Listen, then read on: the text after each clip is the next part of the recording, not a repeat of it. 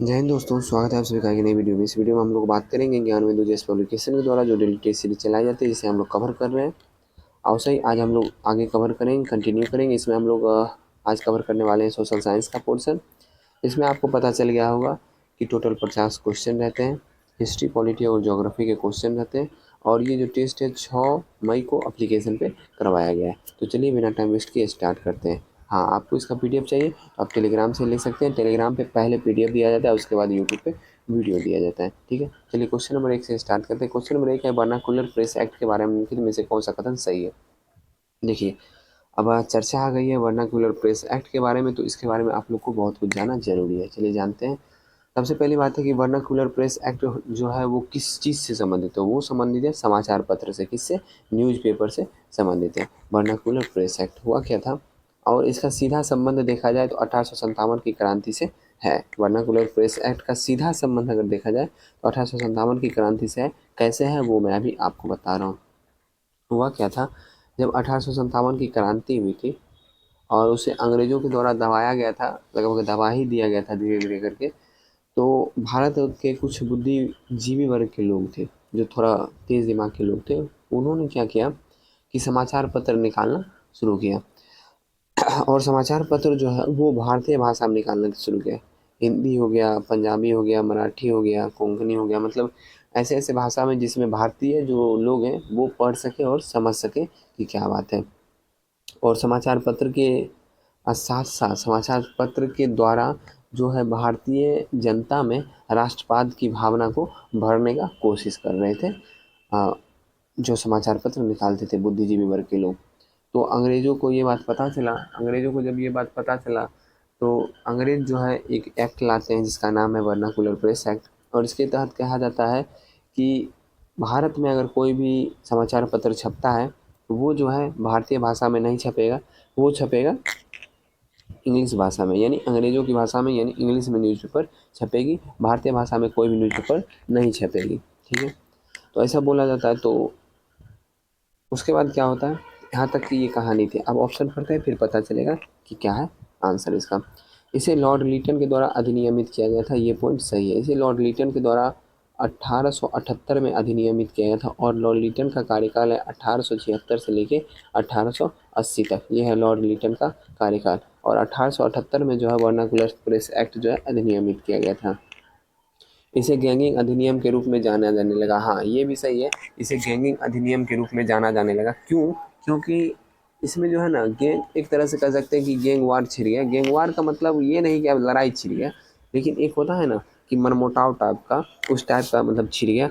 हिंदी समाचार पत्र जो छापते थे उनके बीच और इंग्लिश समाचार पत्र जो छापते थे उनके बीच, मतलब जो भारतीय समाचार पत्र छापते थे उनके बीच और जो अंग्रेजों यानी इंग्लिश समाचार पत्र छापते थे उनके बीच में गैंग वार एक टाइप का कह सकते हैं जो छिड़ गया, जिसे गैंगिंग अधिनियम के रूप में भी जाना जाने लगा। सही है।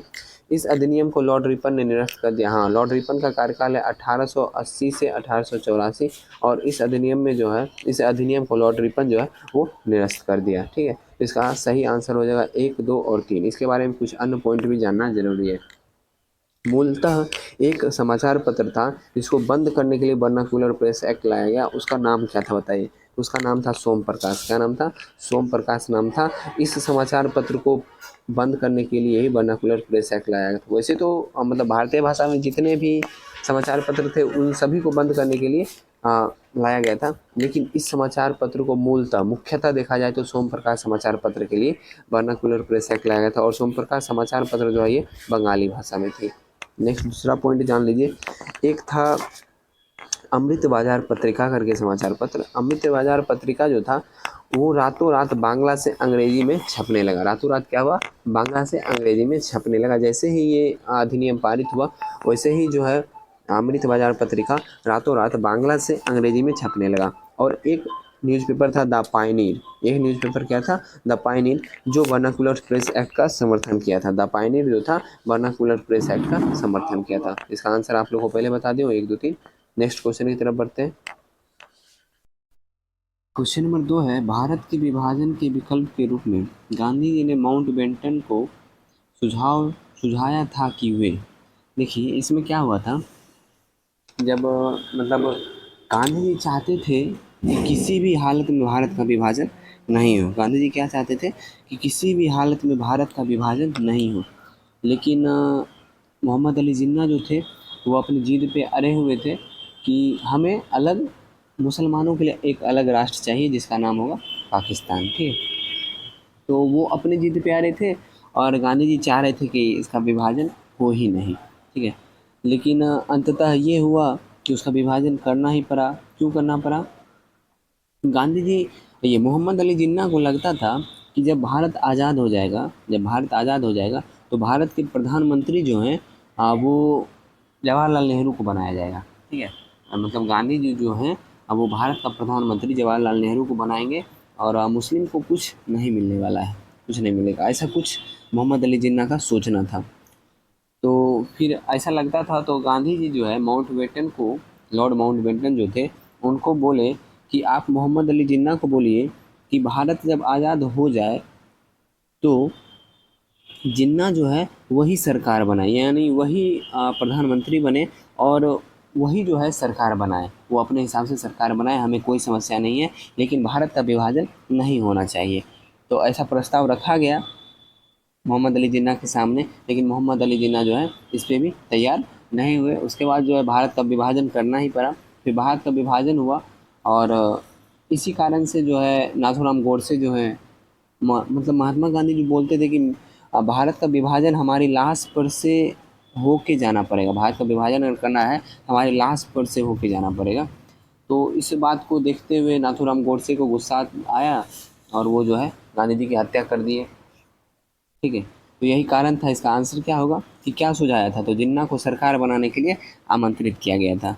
नेक्स्ट क्वेश्चन नंबर 3 है, निम्नलिखित में से कौन भारत आने वाले यात्री पुर्तगाल देश का नहीं था? तो बारबोसा और डोमिंगो पायस, ये आपको पता है कि पुर्तगाली जो है ये किसके, विजयनगर साम्राज्य के समय में, कृष्णदेव राय के समय में आए थे, ये दोनों पुर्तगाली हैं। और नूनीज, नूनीज जो है ये भी विजयनगर साम्राज्य के समय में अच्युत देव राय के समय में आए थे, अच्युत देव राय के समय में। और पीटर मुंडी ये ब्रिटेन के थे, ये जो है पुर्तगाली नहीं थे। नेक्स्ट है, 1857 के विद्रोह के दिनों में इनमें से किसे डंका शाह के नाम से जाना जाता है? आपको पता होगा कि मौलवी अहमदुल्ला शाह, मौलवी अहमदुल्ला शाह को डंका शाह के नाम से जाना जाता है, क्योंकि मैं पहले भी बता चुका हूँ। ये संबंधित है 1857 के क्रांति से, फैज़ाबाद से ये नेतृत्व कर रहे थे। मौलवी अहमदुल्ला शाह जो है ये फैज़ाबाद से नेतृत्व कर रहे थे। और फैज़ाबाद कि विद्रोह को कौन दबाया था, कौन अंग्रेज था जो फैज़ाबाद के विद्रोह को दबाया था? वो था कैंपबेल। कौन था? कैंपबेल। और मैं आपको बता दूं, ये जो डंका शाह थे ये 50,000 इनामी थे। क्या थे? 50,000 रुपये का इनामी थे। अंग्रेजों के द्वारा घोषणा किया गया था कि इन्हें जिंदा या मुर्दा जो पकड़ के देगा उसे 50,000 रुपये इनाम के रूप में दिया जाएगा। ठीक है, और ये बहुत ही साहसी थे, साउथ से आके नॉर्थ में ये नेतृत्व कर रहे थे। ठीक है, और डंका शाह इन्हें इसलिए बोला जाता है क्योंकि ये जब भी निकलते थे ना तो अपने आगे लगभग 30-40 और अपने पीछे 30-40 डंके वाले को लेके चलते थे, और वो लोग जो है डंका और नगारा ये सब बजाते हुए आगे पीछे चलते थे, ये बीच में चलते थे, इसलिए इन्हें डंका शाह भी कहा जाता है। नेक्स्ट है, एक इतिहासकार ने पानीपत की तीसरी लड़ाई को स्वयं देखा, वह कौन था? तो वह था काशीराज पंडित। कौन था? काशीराज पंडित जो है पानीपत की तीसरी लड़ाई जो 1761 में हुई थी उसको स्वयं देखा था। और 1761 में किसके किसके बीच हुई थी? मराठा और अहमद शाह अब्दाली के बीच में। मराठा की तरफ से थे कौन? सदाशिव राव और विश्वास राव, जिनकी मृत्यु हो गई थी युद्ध के दौरान ही। और अफगान की तरफ से थे अहमद शाह अब्दाली। ठीक है, और पानीपत का प्रथम युद्ध आपको पता है कि 1526 में हुआ था, और द्वितीय युद्ध हुआ था 1556 में। प्रथम युद्ध बाबर और इब्राहिम लोदी के बीच में, दूसरा अकबर और हेमू के बीच में, और तीसरा युद्ध जो है मराठा और अफगान के बीच में। ठीक है, और इसी पे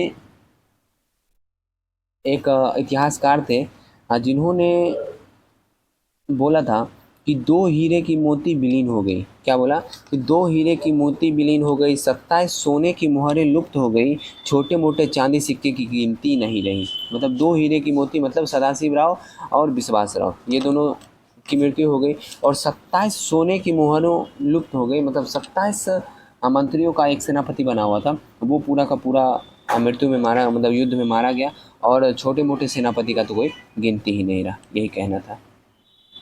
पर्यावरण संरक्षण के लिए ग्रीन आर्मी को किसने प्रारंभ किया था? ग्रीन आर्मी जो प्रारंभ हुई थी, ग्रीन आर्मी प्रारंभ हुई थी ऑस्ट्रेलिया में। कहाँ प्रारंभ हुई थी? ऑस्ट्रेलिया में। ठीक है, नेक्स्ट है, निम्न कथनों पर विचार कीजिए। 82.5 डिग्री पूर्वी देशांतर रेखा भारत के गुजरात, मध्य प्रदेश, छत्तीसगढ़ और उड़ीसा से होकर गुजरती है। ये गलत है। 82.5 डिग्री पूर्वी देशांतर रेखा आपको पता है भारत का मानक समय रेखा है। ये भारत के कुल 5 राज्य से गुजरती है। 5 राज्य कौन कौन से हैं? उत्तर प्रदेश, दूसरा है मध्य प्रदेश, अपने कॉपी में नोट कीजिए, तीसरा है छत्तीसगढ़, चौथा है ओडिशा और पांचवा है आंध्र प्रदेश। उत्तर प्रदेश, मध्य प्रदेश, छत्तीसगढ़, ओडिशा और आंध्र प्रदेश। इसमें गुजरात घुसाया हुआ इसलिए गलत हो गया। नेक्स्ट है, भारत के 7 राज्य अंतर्राष्ट्रीय सीमा या तटरेखा को स्पर्श नहीं करते। बिल्कुल गलत है। भारत के 5 राज्य जो हैं अंतर्राष्ट्रीय तटरेखा को स्पर्श नहीं करते। वो 5 राज्य हैं, आप देख लीजिए, दिल्ली के बगल में हरियाणा, सेंटर में मध्य प्रदेश, और थोड़ा सा दाहिने साइड आ जाइएगा तो छत्तीसगढ़ हो जाएगा। नीचे में आपको अभी आंध्र प्रदेश से कटा है तेलंगाना, तेलंगाना हो जाएगा, और झारखंड जो है बिहार से सटा हुआ। ये 5 राज्य किसी भी अंतर्राष्ट्रीय सीमा से सटा हुआ नहीं है, तो ये दोनों गलत हो गया। तीसरा है, मैकमोहन रेखा 1914 में शिमला में निर्धारित की गई थी। ये बिल्कुल सही है। इंदिरा पॉइंट को लीचिंग पॉइंट भी कहा जाता है। ये भी सही है। 3 और 4 सही है। सही उत्तर देना है। हिमालय के विस्तार से संबंधित युग्मों पर विचार कीजिए। ठीक है, विचार कर लेते हैं। सबसे पहली बात कि अगर आपसे पूछा जाए कि हिमालय को कितने भागों में बांटा गया है, इसे बांटा गया 4 भागों में। हिमालय को नहीं, हिमालय के विस्तार को नदी के हिसाब से 4 भागों में बांटा गया। तो इसमें आप लोग जान लीजिए, सिंधु नदी से लेकर सतलज नदी के बीच की जो जगह है, हिमालय है, उसे पंजाब हिमालय कहा गया है। क्या कहा गया है? सिंधु से सतलज के बीच की नदियों के मध्य जो है उसे पंजाब हिमालय कहा गया है। उसके बाद आ जाइए, सतलज से काली, सतलज से काली जो है उसे कुमायूं हिमालय कहा गया। यहाँ गलत है, ये हो जाएगा कुमायूं हिमालय। फिर काली से आ जाइए तीस्ता, काली से तीस्ता हो जाएगा नेपाल हिमालय, और तीस्ता से दिहांग हो जाएगा असम हिमालय। 1 और 3 सही है। इसमें सही युग्मों का चयन करना, 1 और 3 हो जाएगा। ठीक है, और इसका विस्तार जो ये बंटवारा किया था, ये कौन किए थे? इनका नाम आप लोग को पता होना चाहिए। इनका नाम है सर सिडनी बुर्राड। क्या नाम है? Sir Sydney बुर्राड। अलकनंदा के साथ वह नदी जिसके संगम पर रुद्रप्रयाग है। तो रुद्रप्रयाग हो जाएगा कहाँ पे? ये रुद्रप्रयाग हो जाएगा मंदाकिनी नदी और अलकनंदा नदी के संगम पे।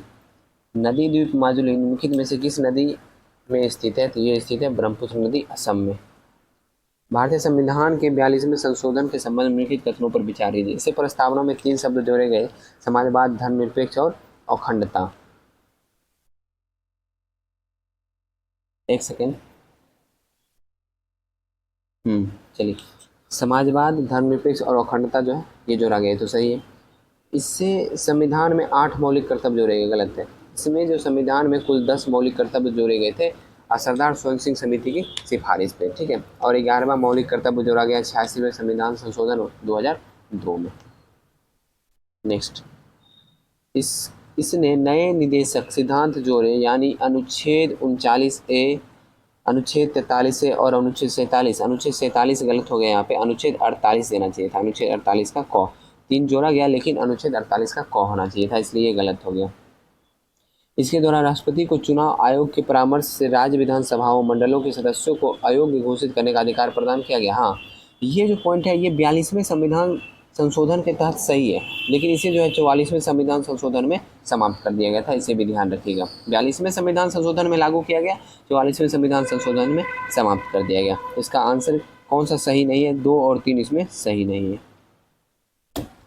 नेक्स्ट है, निम्नलिखित में से कौन सा मूल अधिकार का भाग नहीं है? मूल अधिकार का भाग नहीं है। मूल अधिकार मतलब अनुच्छेद 12 से लेके 35 तक, यही ना? तो चलिए इस पे बात कर लेते हैं। है शिक्षा का अधिकार। तो शिक्षा का अधिकार हो जाएगा अनुच्छेद 21 के ए में है, मतलब ये आ गया 12 से 35 के बीच में। कौन सा भाग नहीं है ये पूछा रहा, ये है। अल्पसंख्यक द्वारा शैक्षिक संस्थान स्थापित करना अनुच्छेद 30 में है, ये भी हो गया। उपाधियों को विभूषित करना, उपाधियों को विभूषित मतलब उपाधि लेना नहीं, उपाधियों का अंत है अनुच्छेद 18 में, इसलिए इसका आंसर हो जाएगा ऑप्शन नंबर सी, जो मौलिक अधिकार का भाग नहीं है। अस्पृश्यता का अंत अनुच्छेद 17 में, ये मौलिक अधिकार का भाग है। नेक्स्ट, भारत के संविधान का कौन सा अनुच्छेद भारत को कल्याणकारी राज्य घोषित करने से संबंधित है? अनुच्छेद 39। संविधान सभा द्वारा किए गए कार्यों को सही क्रम में व्यवस्थित कीजिए। संविधान चलिए, संविधान सभा में अंबेडकर का प्रथम भाषण ये 1947 में दिया गया। कब दिया गया था? 1947 में, ध्यान रखिएगा। और नेक्स्ट है, संविधान सभा द्वारा राष्ट्रध्वज को अपनाया गया, ये अपनाया गया 22 जुलाई 1947 को। ठीक है। नेक्स्ट है, राष्ट्रमंडल में भारत की सदस्यता का अनुमोदन ये किया गया मई 1949 में, मई 1949 में। और नेक्स्ट है, नेहरू का उद्देश्य 13 दिसंबर 1946। आप लोग इसे मैच कर लीजिएगा, क्या आंसर होगा। भारत में द्वैध शासन सर्वप्रथम निम्नलिखित में से किसके अधीन आरंभ हुआ? आपको पता है कि द्वैध शासन का प्रारंभ हुआ था भारत शासन अधिनियम 1919 के तहत, और भारत शासन अधिनियम 1919 का दूसरा नाम है चेम्सफोर्ड सुधार। हदीस है एक, हदीस क्या है? एक हदीस एक है इस्लामिक कानून। क्या है? इस्लामिक कानून। हदीस के बारे में थोड़ा सा जान लीजिए आप लोग। सबसे पहले बात कि मुस्लिम, यानी जो मुस्लिम धर्म है उसके संस्थापक कौन थे? उसके संस्थापक आपको पता है पैगंबर मोहम्मद हजरत साहब। ठीक है, तो ये थे। उसके बाद क्या हुआ कि हदीस जो ये लोग किस पे चलते थे? तो पैगंबर मोहम्मद हजरत साहब जो थे वो किसको मानते थे? कुरान को मानते थे। कुरान जो है ना वो थोड़ा टफ भाषा में लिखा गया था, उसका लैंग्वेज जो था वो थोड़ा टफ था। और पैगंबर मोहम्मद साहब जो थे वो वही कुरान को आसान भाषा में समझाते थे, लोगों को आसान भाषा में समझाते थे। और उनके कुछ अनुयायी थे जो उनके बहुत ही निकट रहते थे। तो उन्होंने क्या किया, अनुयायियों ने, कि उनकी भाषा को सुन सुन के और एक अलग बुक तैयार कर दिया जो आसान भाषा में, जिसका नाम रखा गया हदीस। क्या नाम रखा गया? हदीस। ठीक है, आगे बढ़ते हैं। दिल्ली का सुल्तान जो दान दक्षिणा के बारे में काफ़ी ध्यान रखता था, इसके लिए एक विभाग दीवान एक खैरात भी स्थापित किया था। वो कौन थे? वो थे फिरोज शाह तुगलक। नेक्स्ट है, उपनिषदों का फारसी में अनुवाद किस मुगल सम्राट शासनकाल में हुआ था? उपनिषद का फारसी में अनुवाद किसके शासनकाल में हुआ था? ये हुआ था शाहजहाँ के शासनकाल में। और ये कौन किया था? शाहजहाँ का एक बेटा था, उसका नाम क्या था? पढ़ा लिखा था। और इसे इसका नाम, ये जो फारसी में अनुवाद किया था उसके बाद नाम रखा गया था उसका सिर ए अकबर। सिर ए अकबर मतलब महान रहस्य, फिरदौसी या कुछ नाम था शाहजहाँ के बेटे का। नेक्स्ट है, मुगल काल के निम्नलिखित युद्धों को काल क्रमानुसार व्यवस्थित कीजिए। तो घाघरा का युद्ध हो गया 1529, और उसके बाद आ जाइए खानवा का युद्ध 1527, और चौसा का युद्ध 1539, सामूगढ़ का युद्ध 1658। तो इसे आप लोग मैच कर लीजिएगा, क्या होगा इसका आंसर। और मैच करके कमेंट कर देना है क्या होगा आंसर, ये नहीं कि छोड़ देना, कमेंट कर दीजिएगा। अकबर के दरबार के प्रसिद्ध संगीतज्ञ तानसेन का निम्नलिखित में से कौन सा असली नाम था? तो इसका असली नाम था रामतनु पांडे। क्या नाम था? रामतनु पांडे। अकबर के द्वारा जो है इसे 2 उपाधि दिया गया था। वो 2 उपाधि मुझे आप कमेंट में बताइएगा, मैं पिछली कोई वीडियो में बता चुका हूँ। छत्तीसगढ़ की सीमा उभयनिष्ठ नहीं है। छत्तीसगढ़ की सीमा महाराष्ट्र से लगती है, उड़ीसा से लगती है, आंध्र प्रदेश से लगती है, लेकिन बिहार से नहीं लगती है। नेक्स्ट है, निम्नलिखित जनजातियों में से कौन बहुपति विवाह की प्रथा को मानता है? तो वो जनजाति है टोडा जनजाति, क्योंकि यहाँ पे जैसे लड़कियों का जन्म होता है वैसे ही अधिकतर लड़कियों को मार दिया जाता है, जिसकी वजह से बहुपति विवाह प्रथा वहाँ पे है। एक महिलाएं की अनेक पतियाँ होते हैं वहाँ पे। चलिए आगे बढ़ते हैं। वर्ष 2011 के अंतिम जनगणना परिणाम के अनुसार भारत की जनसंख्या का घनत्व क्या है? तो 2011 की जनसंख्या घनत्व पूछा जा रहा है, तो ये हो जाएगा आपको 382। क्या हो जाएगा? 382 लोग प्रति किलोमीटर, 382 व्यक्ति प्रति किलोमीटर है। और इसके अनुसार और कुछ जान लीजिए आप लोग। हाँ 2011 है ना, 2001 में जो है ना ये घनत्व था 325। 2001 में क्या था? 325 था। और आपसे पूछा जाए कि सबसे अधिक किस राज्य का घनत्व है, तो वो हो जाएगा बिहार, 1106 व्यक्ति प्रति किलोमीटर। आगे, भारत के किस नगर में 2 रेलवे जोन है? तो ये हो जाएगा मुंबई। मुंबई में हो जाएगा, एक है चर्च गेट और एक है CST। क्या है? CST। अब CST का मतलब हम क्या बोलना चाह रहे हैं आप मुझे कमेंट में बताइएगा, ठीक है। और आगे बढ़ते हैं अब।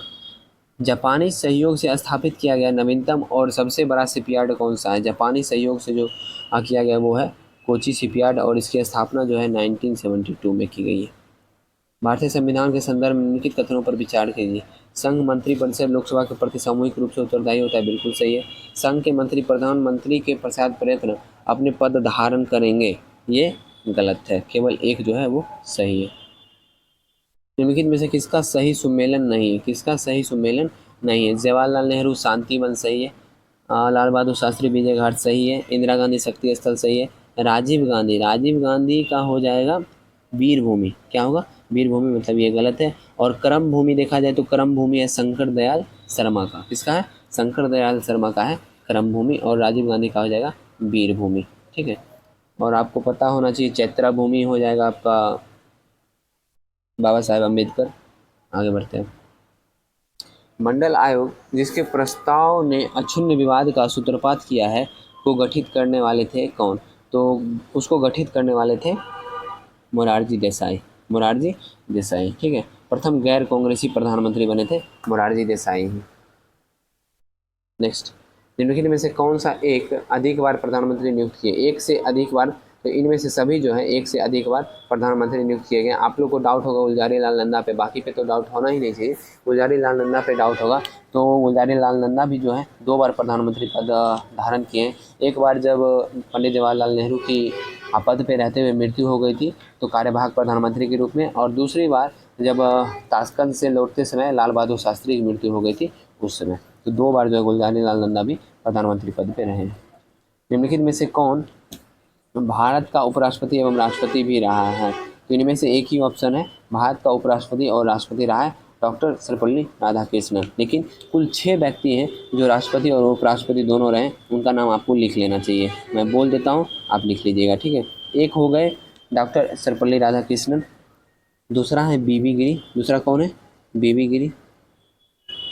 तीसरा है जाकिर हुसैन। तीसरा कौन है? जाकिर हुसैन। चौथा है आर वेंकट रमन। चौथा है आर वेंकट रमन। पाँचवा है शंकर दयाल शर्मा। पाँचवा कौन है? शंकर दयाल शर्मा।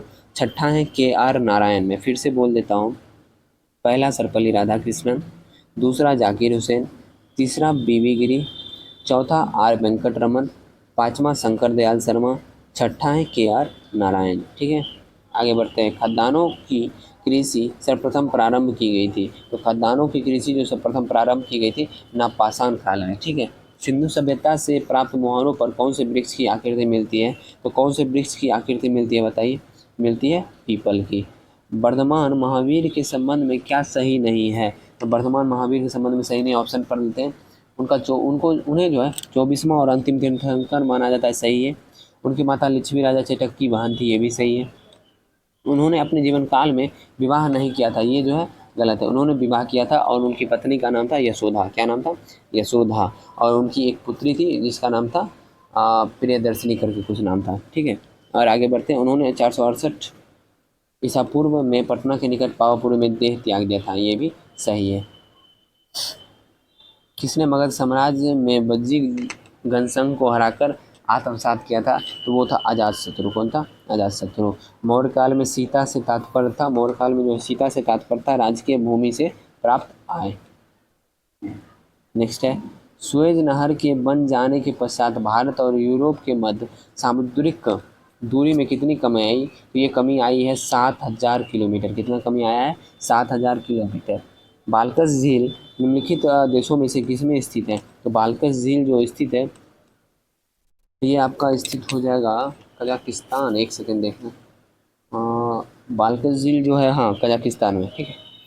नेक्स्ट है, एशिया की विशाल नदी मेकांग किस देश में डेल्टा बनाती है? तो एशिया की विशाल नदी जो है मेकांग, ये वियतनाम में डेल्टा बनाती है। मेकांग जो है वो वियतनाम में डेल्टा बनाती है। इनमें से किस नगर को पूर्व का मैनचेस्टर कहा? देखिए, मैनचेस्टर वैसे स्थान को कहा जाता है जहाँ पे अधिक मात्रा में सूती वस्त्र का उत्पादन किया जाता है, वैसी जगह को जो है मैनचेस्टर कहा जाता है। और उस अनुसार पूर्व का मैनचेस्टर जो है वो कहा जाता है ओसाका को। किसे कहा जाता है? ओसाका को। और डेट्रॉइट पूछा जाए, पूर्व का डेट्रॉइट बोलिए, तो वो बोला जाता है नागोया का। नागोया मतलब डेट्रॉइट का मतलब हो गया जहाँ पे ऑटोमोबाइल का उत्पादन किया जाता है। एशिया का सबसे बड़ा स्वर्ण बाजार है? तो एशिया का सबसे बड़ा स्वर्ण बाजार है बीजिंग का चीन का बीजिंग। निम्नलिखित कथनों पर आप विचार कीजिए। पानीपत के तृतीय युद्ध में अहमद शाह अब्दाली ने इब्राहिम लोदी को पराजित किया था। बिल्कुल गलत है। अहमद शाह अब्दाली ने किसे पराजित किया था बताइए? अभी जस्ट मैं बताया हूँ, मतलब इसी वीडियो में स्टार्टिंग में। वो पराजित किए थे सदाशिव राव और विश्वास राव यानी मराठा को। तृतीय आंग्ल मैसूर युद्ध टिप्पू सुल्तान की मृत्यु हुई थी, ये भी गलत है। देखिए, 4 मैसूर युद्ध हुए थे जिसमें से द्वितीय मैसूर युद्ध में और चौथा मैसूर युद्ध में जो है मृत्यु हुई है। ठीक है। तो टीपू सुल्तान की जो मृत्यु हुई है वो हुई है चतुर्थ आंग्ल मैसूर युद्ध में। तीसरा है प्लासी के युद्ध में नवाब सिराजुद्दौला की पराजय के लिए मीर जाफर ने अंग्रेजों से मिलकर षड्यंत्र बनाया। हाँ, ये सही है, केवल 3 जो है वो सही है। जहाँ कानून नहीं वहाँ स्वतंत्रता नहीं, किसने कहा था? ये कहा था जॉन लॉक। किसने कहा था? जॉन लॉक ने। पाकिस्तान नाम किसने गढ़ा था? पाकिस्तान नाम गढ़ा था, नहीं, लियाकत अली खान नहीं, चौधरी रहमत अली। कौन गढ़ा था? चौधरी रहमत अली। नेक्स्ट है, गांधी को माना जाता है दार्शनिक और अराजकतावादी। क्या माना जाता है? दार्शनिक और अराजकतावादी। निम्नलिखित में से कौन सी एक सबसे बड़ी संसदीय समिति है? तो वो हो जाएगा, सबसे बड़ी संसदीय समिति की बात की जाए तो प्राक्कलन समिति 30 सदस्य हैं, तो इसके 30 सदस्य लोकसभा के।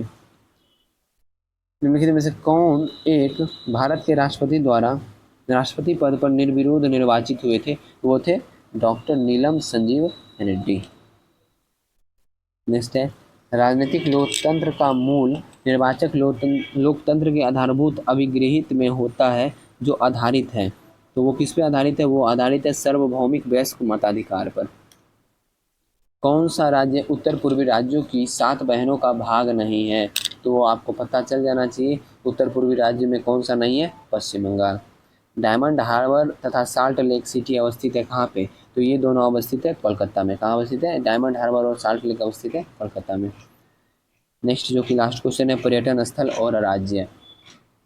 चक्राता, चक्राता हो जाएगा आपका उत्तराखंड में, हैफलॉन्ग हो जाएगा असम में, कालिम्पोंग हो जाएगा पश्चिम बंगाल में, और कुफरी हो जाएगा हिमाचल प्रदेश में। आप लोग इसे मैच कर लीजिएगा। 3, उसके बाद हो जाएगा Haflong Assam, 3, 1, 2, 4, option number C हो जाएगा। ठीक है, तो आज का सेट यही समाप्त हो गया। आशा करता हूँ सेट पसंद आया होगा। सेट पसंद आया वीडियो को लाइक कर देना, चैनल पर नए आए चैनल को सब्सक्राइब कर लेना, और अपने उन दोस्तों को जरूर शेयर करना है जो इसे खरीद के नहीं पढ़ सकते। और हम लोग मिलते हैं फिर से नेक्स्ट वीडियो में। जय हिंद।